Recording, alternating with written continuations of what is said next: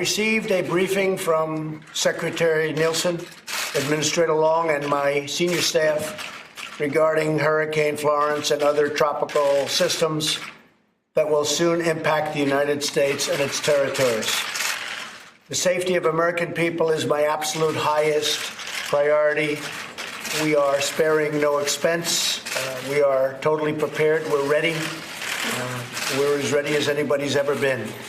And it looks to me, and it looks to a lot of very talented people that do this for a living, like this is going to be a storm that's going to be a very large one, far larger than we've seen in perhaps decades.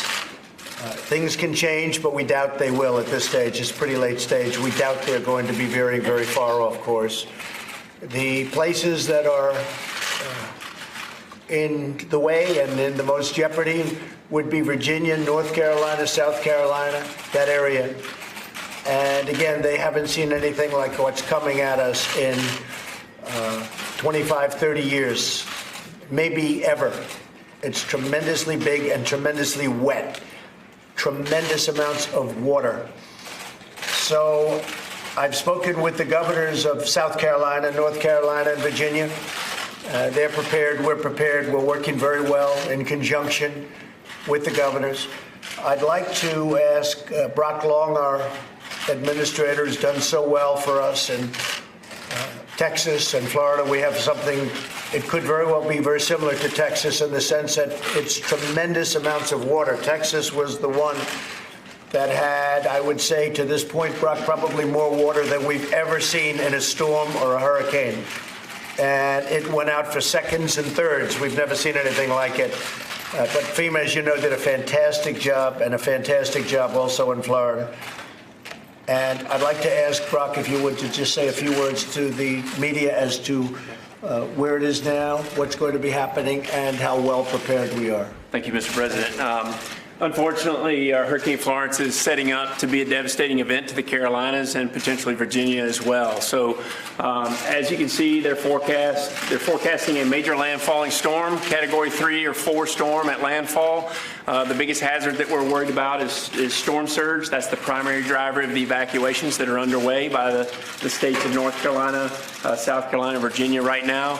But as this system comes in and makes landfall during the weekend, it's forecast to stall out, lose its steering currents, and drop copious amounts of rainfall. Unfortunately, the remnants of Gordon passed through the mid-Atlantic over the weekend and dropped a lot of rain, saturating rivers. So Hurricane Florence, as it comes in and puts anywhere between 20 and 30 inches more in isolated areas, could create a lot of inland flooding. So right now, sir, we're supporting the governors with achieving their life safety evacuation movements. We're focused on mass care and sheltering, and then we'll be focused on helping them to execute their response and recovery goals. What are the chances that it veers off coast and, you know, the hit won't be so direct? What are the chances of that? Unfortunately, I believe there's quite a bit of certainty in the track forecast because the forward speed is picking up. It's getting faster, and when systems do that, the track forecast becomes a lot more accurate. I think the expectation needs to be set with the citizens in this area that if you've been asked to leave, get out of the areas that are going to flood and get into a facility that can withstand the winds. Let's set the expectations as well. This has an opportunity of being a very devastating storm. The power is going to be off for weeks. You're going to be displaced from your home in the coastal areas, and there will be flooding in the inland areas as well. So these are going to be statewide events. The hazards will be statewide. Okay. You want to just show us this one then? Yeah, this is a 7-day rainfall graphic. As you can see, the pink areas and the purple areas indicate 20 inches. That's mean area rainfall. That's an average rainfall amount. But you may see isolated amounts greater into the 30-inch range over Virginia. The central portions of Virginia and West Virginia, and these impacts they're going to be through the mid-Atlantic. So we're coordinating not only with South Carolina, North Carolina, Virginia, but other mid-Atlantic states all the way to Delaware. Good. Yes, sir. And it has been great coordination. I have to tell you, the states have been terrific. Everybody's working together. The governors and all of their representatives have been absolutely fantastic. And FEMA, there's nobody like your people. I mean, what they're doing is incredible. Do you have any questions for Secretary Nielsen or for Brock Long, please?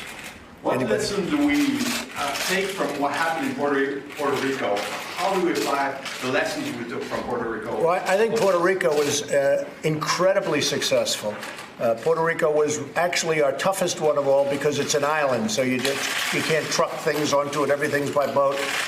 We moved a hospital into Puerto Rico, a tremendous military hospital in the form of a ship. You know that. And I actually think, and the governor's been very nice, and if you ask the governor, he'll tell you what a great job. I think probably the hardest one we had by far was Puerto Rico because of the island nature. And I actually think it was one of the best jobs that's ever been done with respect to what this is all about. Puerto Rico got hit not with one hurricane, but with two. And the problem with Puerto Rico is their electric grid and their electric generating plant was dead before the storms ever hit. It was in very bad shape. It was in bankruptcy, had no money. It was largely, closed. And when the storm hit, they had no electricity essentially before the storm. And when the storm hit, that took it out entirely. The job that FEMA and law enforcement and everybody did working along with the governor in Puerto Rico, I think, was tremendous. I think that Puerto Rico was an incredible unsung success. Texas, we have been given A-pluses for. Florida, we've been given A-pluses for. I think in a certain way, the best job we did was Puerto Rico, but nobody would understand that. I mean, it's harder to understand. It was a very hard thing to do. Because of the fact they had no electric. Before the storms hit, it was dead, as you probably know.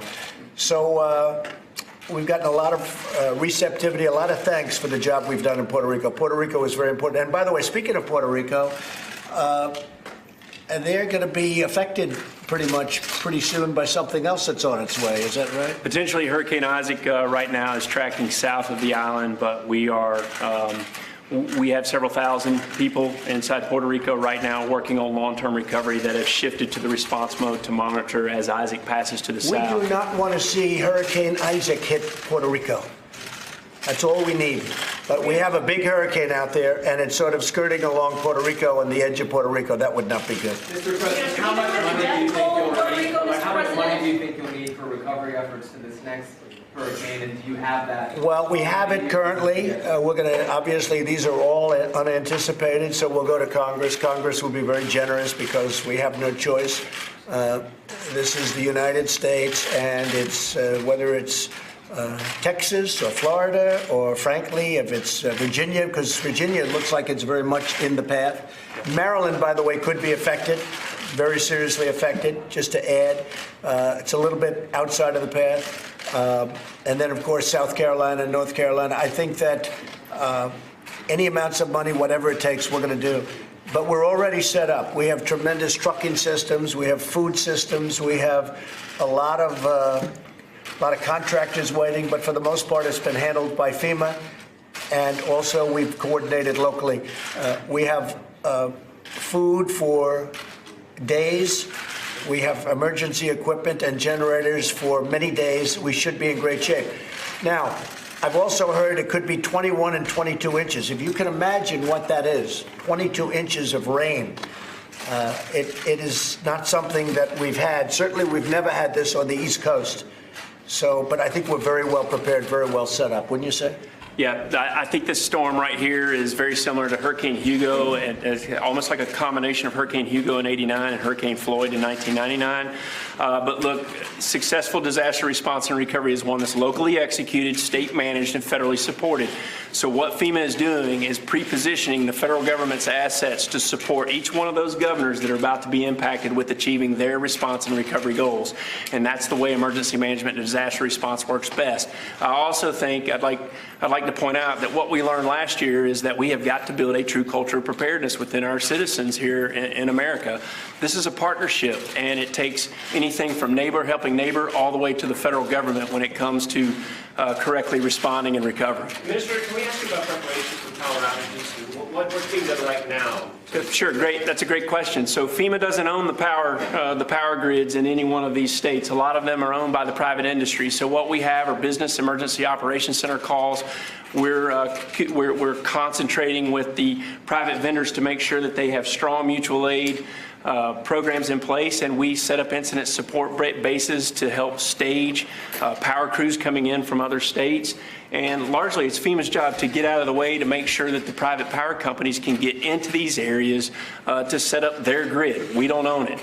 We don't own it. But unlike Puerto Rico, you have very strong power companies. They're very powerful, very well managed in the sense that they have tremendous overcapacity.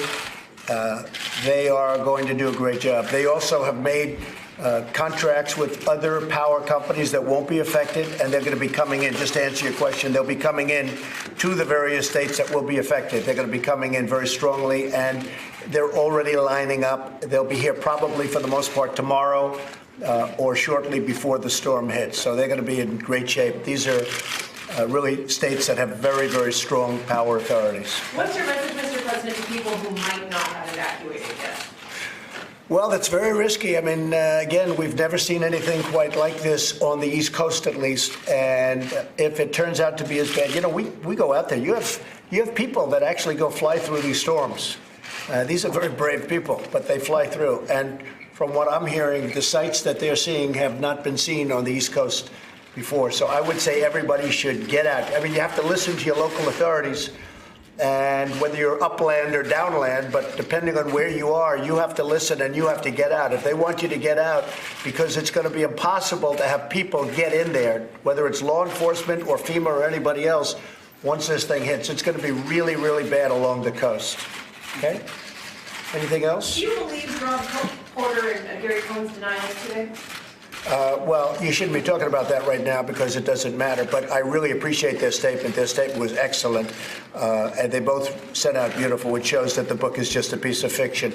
Thank you very much. I think we're very well prepared, and thank you all very much. Appreciate it. Thank you. Appreciate it. Mike, give us an update on the trade talks. Thanks. Trade talks are coming along very well. We're dealing with China, as you know. We've taken a very tough stand on China, I would say, to put it mildly. And with Canada, they want to make a deal very much. If we make it, that's good. If we don't make it, that's okay, too. Canada wants to make a deal. We'll see if we can get them into the deal we already have with Mexico. I think the deal with Canada is coming along very well. We've all been dealing in good faith. Hey there, I'm Chris Hayes from MSNBC. Thanks for watching MSNBC on YouTube. If you want to keep up to date with the videos we're putting out, you can click subscribe just below me or click over on this list to see lots of other great videos.